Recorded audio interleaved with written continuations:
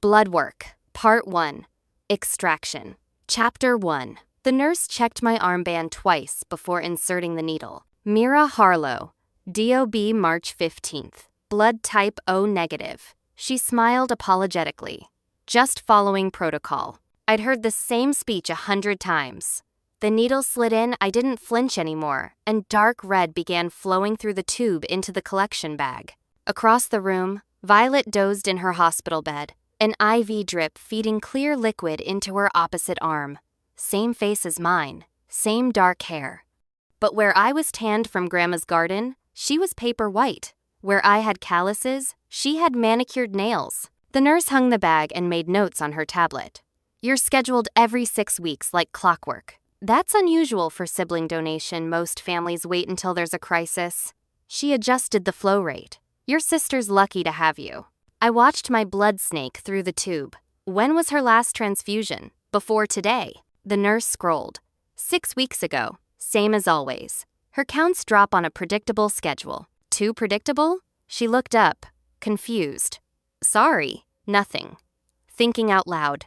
But something nagged at me. I'd seen the printout on her clipboard when she wasn't looking. The lab requisition number had a different prefix than the ones I remembered from years ago. REQ 20248847 instead of the LAB prefix they used to use. Small detail.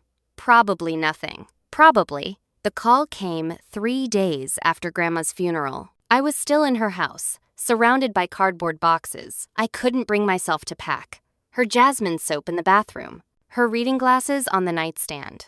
The indent her body left in the mattress after 73 years. Mira. Mom's voice was businesslike. Violet needs a transfusion. City Hospital, tomorrow at 3 p.m. Not, how are you holding up?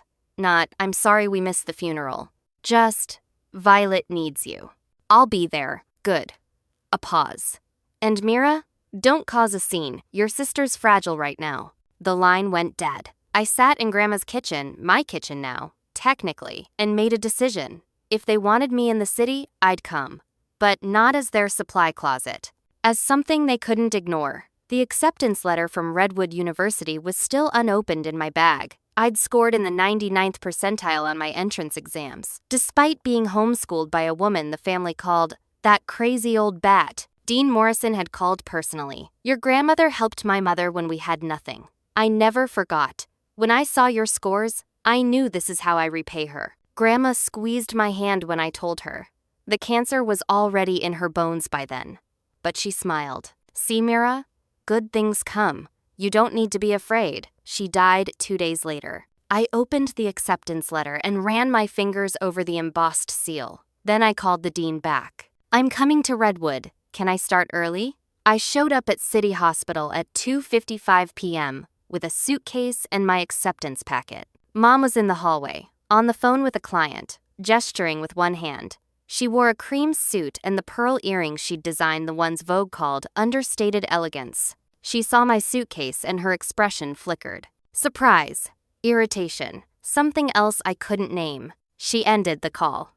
You brought luggage? I'm enrolling at Redwood. Dean Morrison arranged early housing. For 3 seconds, my mother's face went blank. The mask slipped just enough to show the machinery underneath. She stopped, started again. Mira, you didn't even finish high school in a classroom. You can't possibly. Full academic scholarship. Though I don't need it. I shifted the suitcase. Grandma left me money. She saved every cent you didn't send. Mom's jaw tightened. She stepped closer, lowering her voice. Don't make this difficult. Do the transfusion. Then go back where you came from. Can't. Grandma's house is mine now. Nothing to go back to. Then find somewhere else. You don't belong. In your perfect life? The words came out sharper than I intended. A passing nurse glanced over. Funny. I seem to belong just fine when you need my blood. Her hand rose muscle memory from my childhood, but we were in public now. She caught herself, fingers trembling in midair. We stood there, mother and daughter, designer and donor. I stepped around her toward Violet's room. Do what you want, I said quietly, but I'm staying. Violet was sitting up in bed, scrolling through her phone. She looked up when I entered, and her whole face brightened. Mira, you came! Then she saw my expression, What happened? Mom and I had words. About what? I dropped my suitcase. Does it matter? She doesn't want me here. She never wants me anywhere. Violet set down her phone. She reached for my hand, and I let her take it. Her fingers were cold. They always were. I want you here, she said softly. Do you? You're my sister. She stopped. I know things are complicated. I know Mom is difficult. But we have each other, don't we? I looked at our joined hands. Hers pale and thin. Mine strong from garden work. Same bone structure. Same DNA. Completely different lives. Yeah, I said. We have each other. The nurse came in with the transfusion kit. As she prepped my arm, I watched her adjust my sleeve, pulling it higher, smoothing the fabric with practiced efficiency, making sure she had a clean field for the vein. Something about the gesture felt rehearsed. Performative. I rolled up my sleeve without being asked. As my blood began flowing toward my sister, Violet squeezed my hand. Thank you for always saving me. I watched the dark red stream and thought, what if you were never dying in the first place? Chapter 2. Redwood's campus in September looked like a movie set. Brick buildings wrapped in ivy. Students sprawling on the quad with textbooks. The kind of place where futures were manufactured. I registered alone. My roommate's parents were still unpacking her things when I arrived with my single suitcase. So I slipped out to explore. The campus bookstore, the library, the student center. I was mapping escape routes, old habit from childhood, when someone called out, "Excuse me, you dropped this." I turned. A guy jogged toward me, holding my student ID. Tall, dark hair, the kind of smile that had been practiced in mirrors. Thanks. I took the card. Our fingers touched briefly. He didn't let go immediately. Wait, Harlow? Any relation to Violet Harlow? My stomach dropped. Twin sister. His whole face shifted surprise, then calculation masked as delight. No way. She never mentioned a twin. I'm Wyatt Marshall. He extended his hand. Your mom sponsors me. Has for years. Wyatt. The scholarship student. Mom's other project. I shook his hand, studying him. There was something off about his enthusiasm. The smile was right, but the eyes were watchful. Small world, I said. Tiny. He fell into step beside me. Are you in pre-med too, like Violet? Liberal arts. Undeclared. Smart.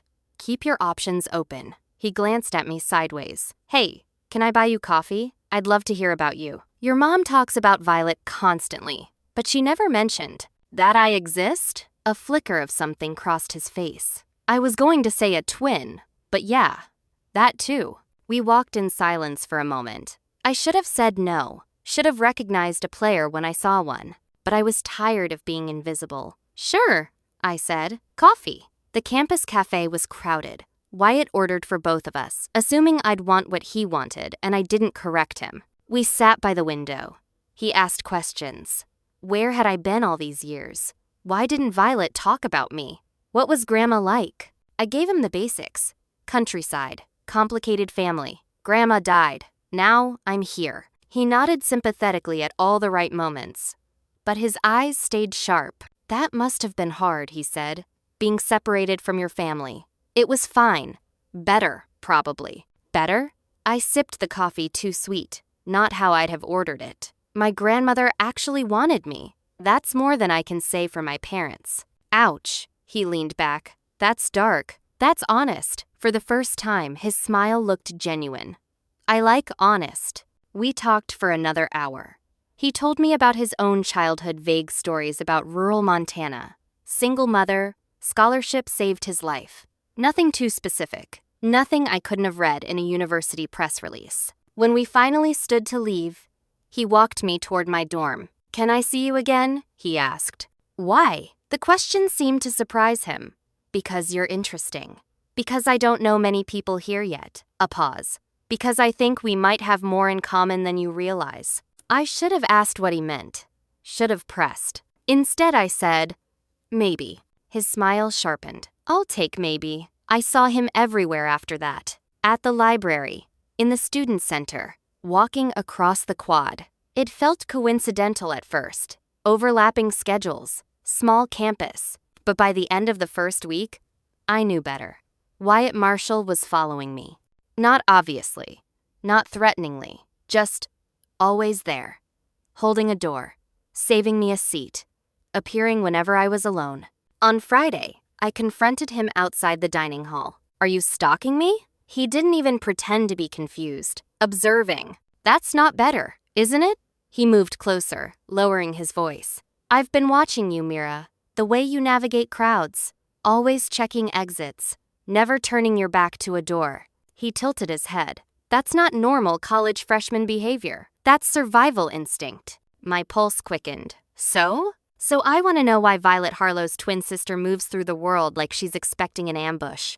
Maybe I'm paranoid. Or maybe, he said quietly, you have good reason to be. We stood there in the September sunshine. Students flowing around us like water around stones. What do you want, Wyatt? The same thing you want. His eyes locked on mine. To stop being what they made us. He took me to his apartment that night. It was off campus, on the nice side of town. Hardwood floors, stainless steel appliances, floor-to-ceiling windows overlooking the river. I whistled. Hell of a scholarship. Your mother pays for it. He poured 2 glasses of wine from a bottle that probably cost more than my textbooks. $20,000 a month on top of tuition and fees. For what? Officially? Living expenses and networking opportunities. He handed me a glass. Unofficially? I think she's buying my future. Wants to make sure I remember who made me successful. Will you? He took a long drink. I remember everyone who helps me, and everyone who destroys me. The shift in his tone made me cold. My father left when I was a baby, he continued. Ran off with another woman, left my mother pregnant and alone. She never recovered. Drank herself to death when I was 7. I'm sorry. Don't be. I barely remember her. His voice was flat. Practiced. But a few years ago, I did some research. Found my father's wedding announcement. Robert Marshall and Patricia Winters, married June 1998. And 6 months later, a society column about how young Robert abandoned his pregnant wife for a woman named Diana Sutton. My mother's maiden name. She wrecked my family, Wyatt said. Then she found me 15 years later and decided to play savior. Like money erases what she did. I should have left. Should have seen the danger. Instead, I asked, why take her money if you hate her? He smiled. It didn't reach his eyes, because taking her money is just step 1. Over the next 2 weeks, Wyatt and I became fixtures on campus. Study sessions in the library, coffee between classes, lunch in the dining hall. From the outside, we looked like friends, maybe more than friends. But in his apartment, late at night, we were something else entirely. Conspirators. He showed me bank statements, monthly transfers from an account in my mother's name. Always exactly $20,000. Never late. She's controlling you, I said, scrolling through years of payments. She's trying to. He leaned over my shoulder. But money only works as leverage if you need it. I've been saving, investing. I don't need her anymore. Then why not cut her off? Because I want her to keep paying. I want her to think she owns me right up until the moment I destroy everything she's built. The venom in his voice should have scared me. It didn't, because I felt the same way. I started noticing things about my sister. The way she flinched when Wyatt got too close. How she'd changed the subject whenever his name came up. The careful way she navigated conversations, like walking through a minefield. One afternoon, I found her in the campus library. Alone. Can we talk? I slid into the chair across from her. She looked up from her laptop, startled. About what? About Wyatt. She closed the laptop. What about him? Do you like him? He's nice. Her fingers twisted together. Mom thinks we'd be good together. That's not what I asked. Violet's eyes filled with tears. They always did. I don't know what I'm supposed to feel, Mira. Mom has this whole plan. Wyatt and I will date through college. Get engaged senior year. Marry after graduation. He'll go to medical school. I'll manage Dad's business. And Dad has a business? She froze. I meant Mom's. The jewelry design. I meant Mom's business. But the slip hung between us. Violet. What does Dad do? He's a director, you know that. He's never directed anything. Not that I've seen. He's working on something. She gathered her things, suddenly urgent. I have to go. Class. You don't have class for 2 hours. Study group then. She was already walking away. I'll text you later. I watched her hurry out of the library, and I thought, she's lying. And she's terrified. That night, I went back to the hospital. Not for a transfusion, just to look. I told the front desk I'd left something in Violet's room during the last visit. They waved me through. I'd been there so many times they barely noticed me anymore. Violet's floor was quiet. Most patients were sleeping. I slipped into the records room unlocked, because this was a small community hospital, not a fortress. I found Violet's file. 18 years of medical history. Every transfusion documented. Every blood count recorded. But when I looked closer, something was wrong. The lab requisition numbers. They'd changed formats 3 times over the years. LAB prefix until 2015. Then MED prefix until 2020.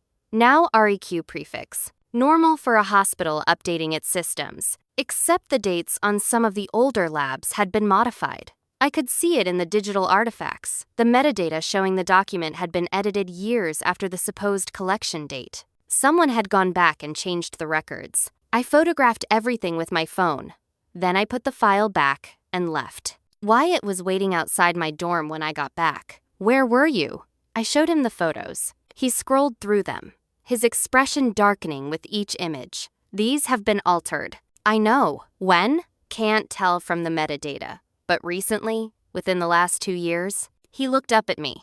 Someone's covering their tracks, or creating new ones. We sat on the dorm steps, our phones glowing in the darkness. We need more than this, Wyatt said finally. Altered records could be explained away.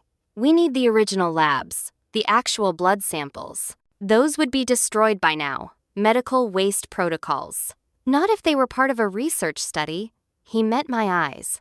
Your mother mentioned research payments once, when she was arguing with your dad on the phone.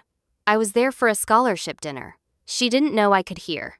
What kind of research? She didn't say, but if Violet's transfusions were part of a study, the samples might still exist. Research protocols require longer retention periods. I thought about it. How do we find out? We start with your mother's finances. Follow the money. Chapter 3. Wyatt had a friend in the registrar's office. More accurately, he had leverage on a friend in the registrar's office. I helped him pass organic chemistry, Wyatt explained as we walked across campus. He owes me. The registrar's assistant was a nervous sophomore named Ben who looked like he hadn't slept in days. I can't just give you financial records, he said, glancing around the empty office. That's confidential. I'm not asking for records, Wyatt said smoothly. Just confirmation. My scholarship comes from the Harlow Foundation, right? Yeah, so? So I want to know if there are other recipients, other students, your mother sponsors. Ben hesitated, then pulled up a file. 3 others. All pre-med. All receive the same amount monthly. And the foundation itself, where's it based? More typing. Registered in Delaware. Primary funding source listed as, he squinted, Medical Research Collaborative, LLC. Can you get me that LLC's registration? Wyatt. I really shouldn't, Ben. Wyatt's voice dropped. You wouldn't have graduated without me. Your GPA would have tanked. You'd have lost your own scholarship. Ben's jaw tightened. But he printed the document. The Medical Research Collaborative was registered to 3 people. Diana Harlow, David Harlow, and Dr. Marcus Webb. Who's Webb? I asked. Wyatt was already Googling. Hematologist, specializes in bone marrow disorders. Published extensively in the 90s. He scrolled. And look, he lost his medical license in 2008 for falsifying research data. Why would my parents partner with someone who lost their license? Because legitimate researchers wouldn't touch whatever they're doing. We sat in Wyatt's apartment, surrounded by printed documents and half-empty coffee cups. We need to talk to Webb, I said. He won't talk to us. He might, if we approach him right. Wyatt looked skeptical. How? We tell him the truth. That we know about the LLC. That we know he's been involved in something with my parents for over a decade. And that we're willing to keep quiet if he tells us what it is. That's blackmail. That's negotiation. Dr. Marcus Webb lived in a modest ranch house 40 minutes outside the city. We showed up unannounced on a Saturday morning. He answered the door in sweatpants and a faded t-shirt, looking nothing like the distinguished researcher from his old faculty photo. "Dr. Webb?" I said. "My name is Mira Harlow. This is Wyatt Marshall. We'd like to talk to you about the Medical Research Collaborative." His face went white. "I don't know what you're talking about." "Yes, you do. You're registered as a co-owner. You've been receiving payments from my mother for 18 years. He tried to close the door. Wyatt blocked it with his foot. "We're not here to hurt you," Wyatt said. "We just want information. Get off my property. We will. Right after we send these documents to the medical board." Wyatt held up his phone. "I'm sure they'd be very interested in your current activities." Webb's shoulders sagged. "You have no idea what you're messing with. Then explain it to us." He stood there for a long moment, weighing his options. Finally, he stepped back and let us in.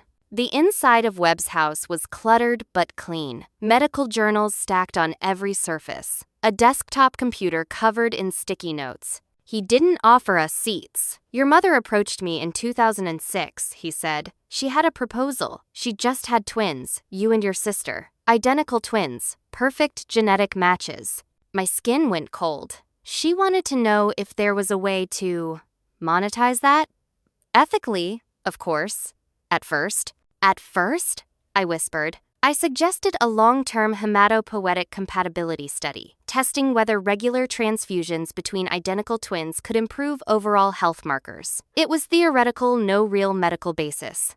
But it sounded legitimate enough to secure institutional funding. And we got funded, $300,000 initially, then $200,000 annually for ongoing research. Your mother took 40%. I took 20%. Your father took 40%. What did my father do?" Webb's laugh was bitter. "Provided the venue. He had other business interests, infrastructure we could use without raising questions." "What kind of business?" "I didn't ask. I didn't want to know." Wyatt leaned forward. "But you do know, don't you?" Webb looked away. "Your father films adult content, some of it questionable. He has a facility, private, discreet. We used his medical setup for the transfusions, kept everything off the books at legitimate hospitals. The hospital records I started, falsified, created after the fact to justify the research funding. The actual transfusions happened at your father's property." I felt like I was going to be sick. "And Violet, is she really sick?" "No."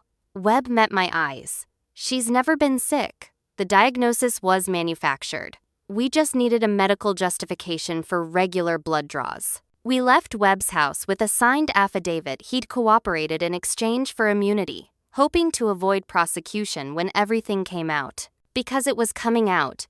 We both knew it now. "Your father's property," Wyatt said as we drove back. "That's where we'll find the real records. How do we get in?" "I don't know yet, but we need to see it. Need proof beyond Webb's testimony." I thought about Violet's slip in the library. Dad's business. "I think Violet knows where it is," I said. "Will she tell you? Maybe. If I ask the right way." I found Violet that evening at the student center. She was studying alone, highlighted textbook open in front of her. I slid into the seat across from her. "We need to talk about Dad's property." She didn't look up. "I don't know what you mean." "Yes, you do. The facility, where the transfusions really happened." Her highlighter stilled. "Violet, I know about the Medical Research Collaborative. I know about Dr. Webb. I know the diagnosis was fake." She looked up slowly, and her eyes were full of tears. "How long have you known?" I asked quietly. "Since I was 15. I found documents in Mom's office. Confronted her about it.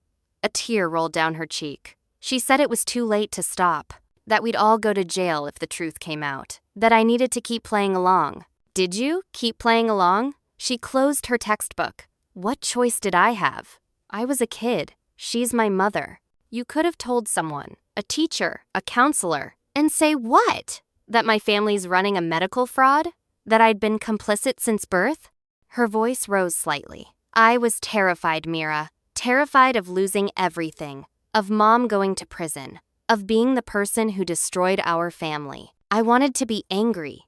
Wanted to rage at her for knowing and doing nothing. But I saw the fear in her eyes, and I remembered. She was a victim too. Just a different kind than me. "I need to know where the property is," I said. "Why?" Because we're going to finish this. We're going to expose everything. And I need your help. I can't. Yes, you can. You just have to be brave. For once. She looked at me for a long time. Then she pulled out her phone and showed me an address. Chapter 4. The property sat behind a screen of trees, exactly where Violet said it would be 30 minutes from Grandma's house. From outside, it looked like a weekend rental. Modest. Unremarkable. Wyatt tried the door. Locked. He pulled out his phone, made a call. Hey, it's me. That property I asked about, can you get me access? Yeah, I'll make it worth your while. 20 minutes later, a local contractor showed up with keys. Owner hired me for maintenance, he explained. Said his son might stop by. You must be the son. Wyatt smiled easily. That's me. Thanks for coming out. The contractor left, and we went inside. The first floor looked normal. Living room. Kitchen. Nothing unusual. But I noticed the door locks commercial grade, the kind you'd find in a medical facility. And the walls were too clean. Too recently painted. The second floor was where it shifted. 5 bedrooms. But they weren't bedrooms. They were sets. Office. Classroom. Bedroom styled for a teenager. Doctor's examination room. And cameras. Mounted in every corner. Some hidden. Some obvious. My hands shook as I opened a closet. Costumes. Props. A filing cabinet. But when I pulled the drawer, it was empty. They've been here recently, Wyatt said from across the room. Look, fresh vacuum lines on the carpet. This was cleaned yesterday. Maybe this morning. Panic rose in my chest. They know we're coming. Violet, no. She wouldn't. Mira, think about it. She's been protecting them for years. Why would she stop now? I wanted to argue. Wanted to believe my sister had finally chosen the right side. But the empty filing cabinets told a different story. We searched for an hour, finding nothing. Then, in the basement, Wyatt found it. A false panel behind the water heater. Inside was a cash box. Not empty. $12,000 in hundreds. And a burner phone. Wyatt powered it on. The call log showed repeated calls to a single number over the past week. He dialed it. It rang once. Then Violet's voice. Hello? Wyatt hung up. We stared at each other in the dim basement light. She warned them. I whispered. Yeah. What do we do now? Wyatt looked at the cash, then at me. We use what we have. The affidavit from Webb. The altered hospital records. The LLC registration. It's not enough for prosecution, but it's enough for leverage. Leverage for what? A confession. If we can get them to admit what they did on record, we won't need the physical evidence. They'll never confess. They will if they think they have no choice. His eyes were hard.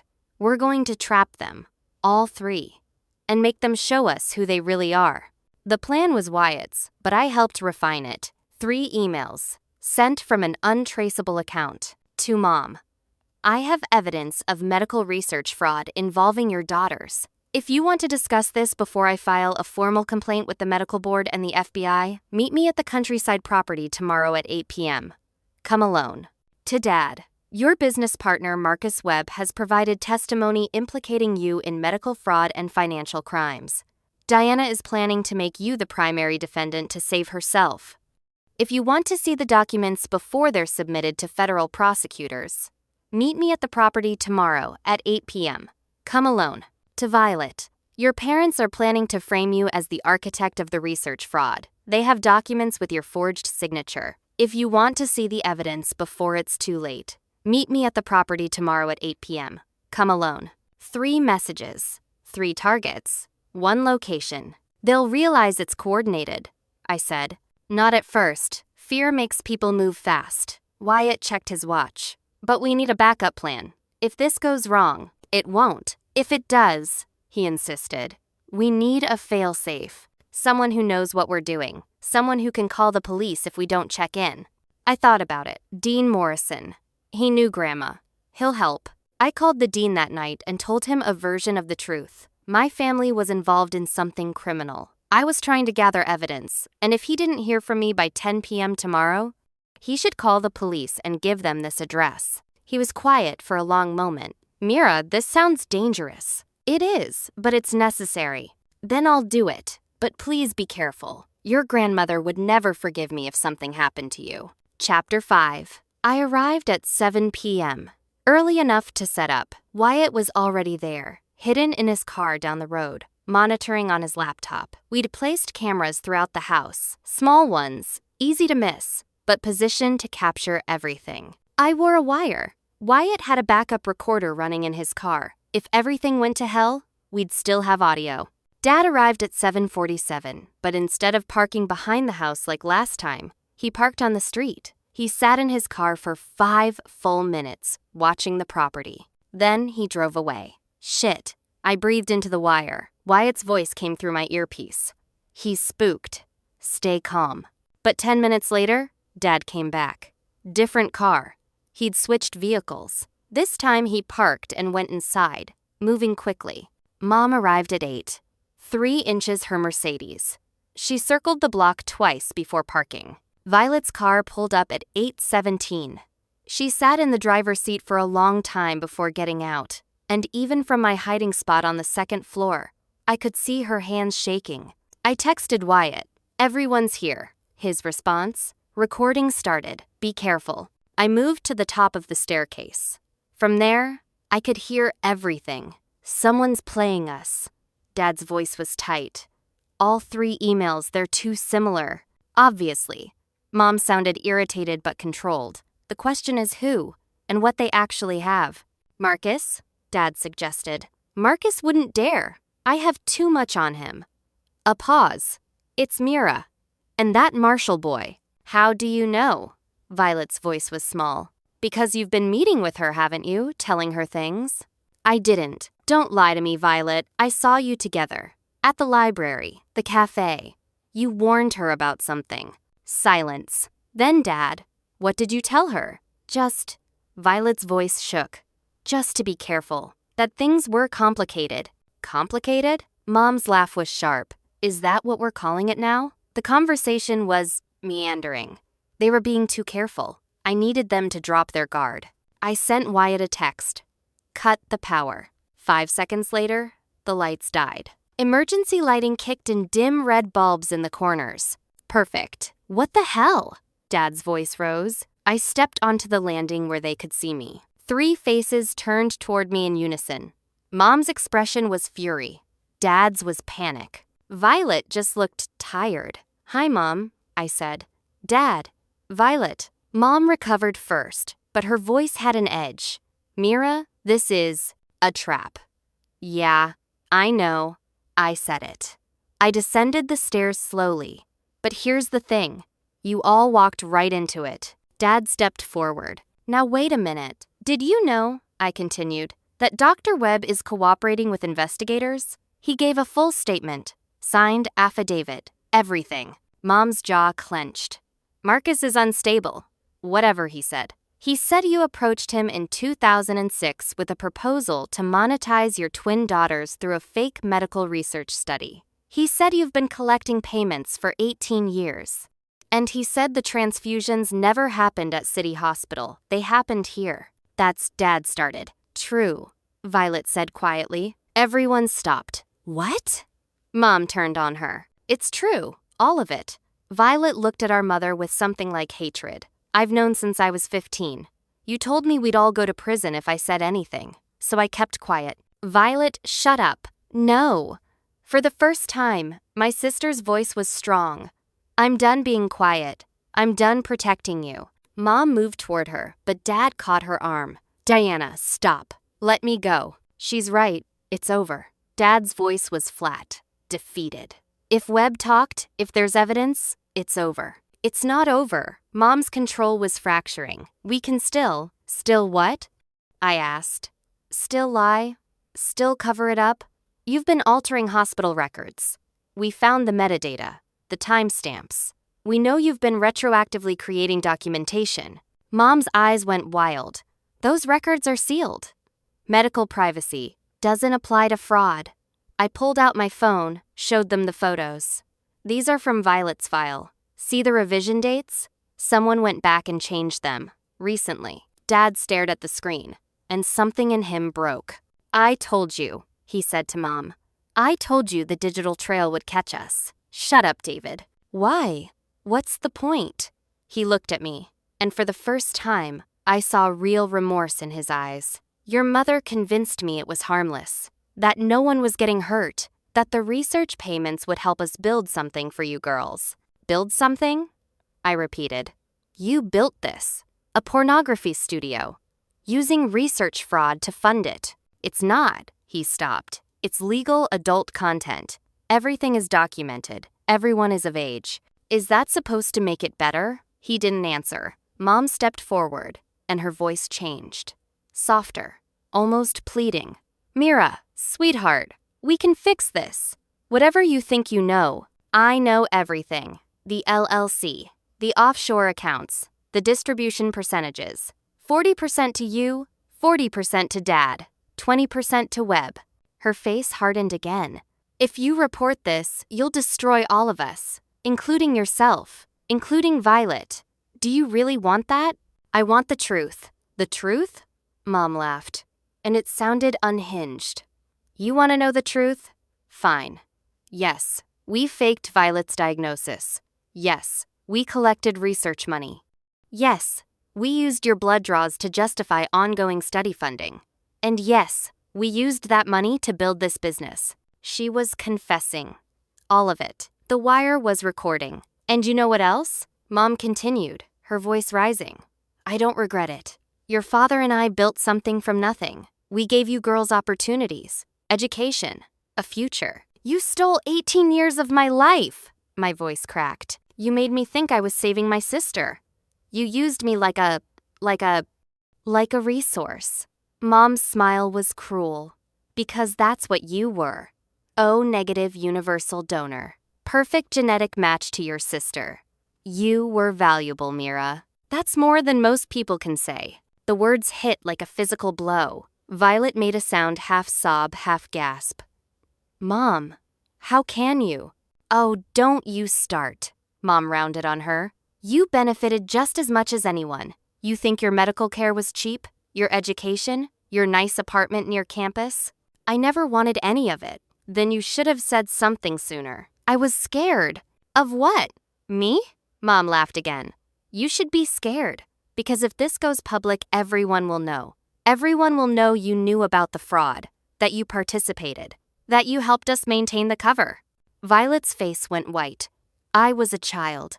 You were old enough to know right from wrong, old enough to keep secrets, old enough to be complicit. The cruelty was breathtaking. Dad finally found his voice. Diana, stop. You're making it worse. Worse than what? Worse than our daughters destroying everything we've built? Worse than going to prison? She looked at me, and her eyes were too bright. Manic. You want to turn us in? Fine, do it. But remember, you'll be part of the story too. The girl who participated in medical research fraud. The girl whose family runs a pornography business. That'll follow you forever. I don't care, I said quietly. You should. Because once this is out, you'll never escape it. Never have a normal life. Never be anything other than the girl from that family. She was right, and I still didn't care. Then that's who I'll be, I said. The girl who told the truth. That's when we heard the sirens. Everyone froze. Dad looked at the door. What did you do? I called them, Wyatt said from the doorway. He must have overridden the lock somehow. He stood there holding his phone, and through the window behind him, I could see flashing lights approaching. Mom turned on me. You set this up. All of it. Yes. You recorded us. Yes. For a moment, I thought she might attack me. Her hands balled into fists, her whole body tensed. But Dad caught her arm again. It's over, Diana. It's not. It is. The police burst in 60 seconds later. The scene they found. A family in emergency lighting, clear evidence of a business operation, and recording devices that had captured everything. They separated us immediately. Different cars. Different interrogation rooms. The last thing I saw before they put me in a patrol car was Violet, standing in the red emergency lights, looking at our parents like she'd never seen them before. Maybe she hadn't. Maybe none of us had really seen each other until that night. Part 2. Recovery. Chapter 6. The detective's name was Park. She was in her 40s, professional, and looked like she'd seen every kind of evil humanity had to offer. She sat across from me in the interrogation room and said, Tell me everything. So I did. The fake diagnosis, the research payments, 18 years of transfusions, the property, the files we'd found, the confession we'd recorded. She listened without interrupting, taking notes. When I finished, she was quiet for a long moment. And Wyatt Marshall? He helped me investigate. His mother. I know about his mother. We pulled the file after he called. Alcohol-related death in 2010. Left behind a 7-year-old son.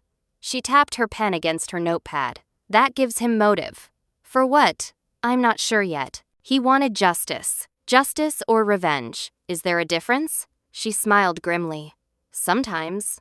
Sometimes not. She closed her notebook. The confession on the recording is strong. Very strong. But I need you to understand this is going to be complicated. Your parents will hire lawyers. They'll claim coercion, mental illness, entrapment. It could take years. I don't care how long it takes. You might care later, when it's all you're known for. She stood. Your parents are being held pending arraignment. Your sister's lawyer is negotiating a cooperation agreement. She'll likely testify against your parents in exchange for immunity.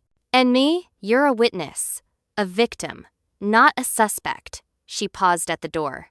But Mira, whatever you and Wyatt were planning, revenge, exposure, whatever, let it go now. You got what you wanted. Let the law handle the rest. Okay. She didn't believe me. I didn't believe me either. But I nodded. And she left. They kept us separated for 3 days while they built the case. I stayed in a hotel the university arranged. Wyatt was somewhere else. I didn't know where. On the 4th day, Detective Park called. We've finished the initial investigation. Your father is being charged with medical research fraud, wire fraud, tax evasion, and identity theft related to the falsified hospital records. Your mother is charged as an accessory to all counts, plus evidence tampering. They're both in federal custody. What about Violet? Cooperation agreement went through. She'll testify against your parents. In exchange, she's getting immunity from prosecution and mandatory therapy. And Wyatt? A pause. Mr. Marshall has been cleared of any criminal involvement. But Mira, her voice softened. Be careful with him. Revenge is a powerful motivator. Once it's satisfied, people don't always know what to do with themselves. I saw him 2 days later, at a coffee shop off campus. He looked different, older. The sharp edge was gone, replaced by something hollow. They're offering me compensation, he said, from the research fund. Since I was indirectly affected by your mother's actions that led to my mother's death, the lawyers think I could get $200,000. Will you take it? I don't know. He stirred his coffee without drinking it. Money won't bring her back. No, but it might help you build something new. He looked up at me. What about you? What are you going to do? Finish school, get my degree. Figure out who I am when I'm not defined by what they did to me. That's healthy. His smile was sad, probably healthier than I'll ever be. Wyatt, don't. He reached across the table, squeezed my hand once, then let go. We did what we came to do. We got justice. But that doesn't mean we're good for each other. He was right. I knew he was right, but it still hurt. Will I see you again? Maybe. When we're different people. He stood, dropped cash on the table for both our drinks. Take care of yourself, Mira. You too. He walked out, and I watched him go. Two people bonded by rage and trauma, realizing too late that wasn't enough to build a life on. Chapter 7. I visited Violet 3 weeks after her cooperation agreement was finalized. She was staying in a therapeutic residential program, nicer than I expected. More like a retreat center than anything clinical. Gardens. Art therapy rooms. A cafeteria that served actual food. They brought her to a visiting room. She was wearing casual clothes, jeans, and a sweater, and she'd cut her hair short. She looked more like herself than I'd ever seen her. Hi, she said quietly. Hi. We sat across from each other, neither knowing how to start. Finally, Violet said, I'm sorry. I know. No, I'm sorry for all of it. For not stopping it sooner. For not protecting you. For being too scared to. Her voice broke. I was so scared all the time. Of Mom. Of losing the only life I knew. Of being the bad one instead of the sick one.